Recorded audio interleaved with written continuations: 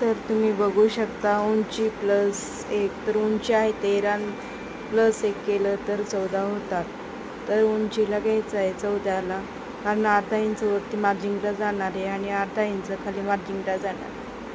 तर घेर आहे 32, कंबरचा घेर आहे 32. त्याच्यामध्ये आपल्याला 2 इंच मार्जिंगसाठी 2 इंच वाढवायचे आहेत आणि 32चा चौथा, कंबरचा चौथा भाग म्हणजे 8चा घेर येतो प्लस 2 म्हणजे 10ची घडी येते.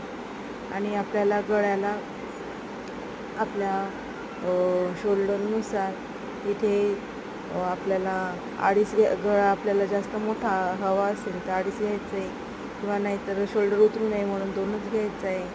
आणि गळा 2 घ्यायचा आहे आणि शोल्डर घ्यायचं आहे 3.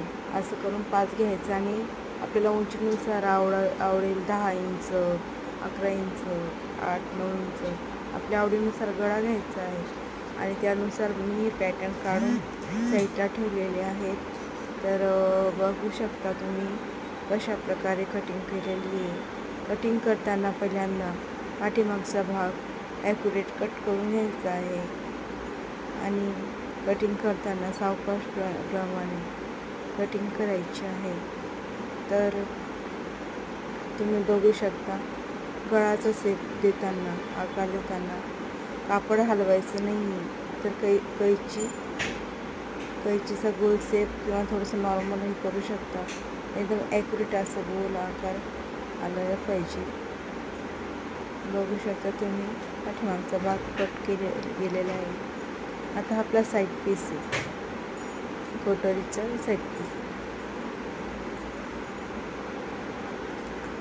आपण ते पॅटर्न ठेवून कट केलेले आहेत. बघू शकता कशा प्रकारे कटिंग करत आहे मी.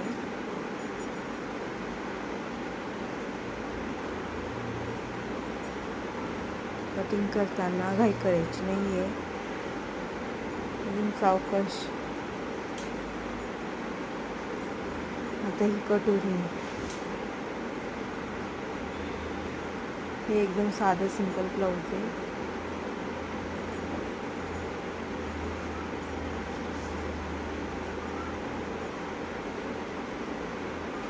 कटोरीचा गोल शेप येणं खूप महत्त्वाचं आहे.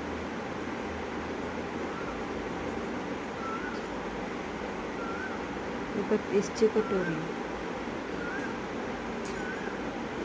कटिंग करून झालेले आहे. पाठीमागचा भाग, साईड पीस. आता त्याच्या बाह्या आणि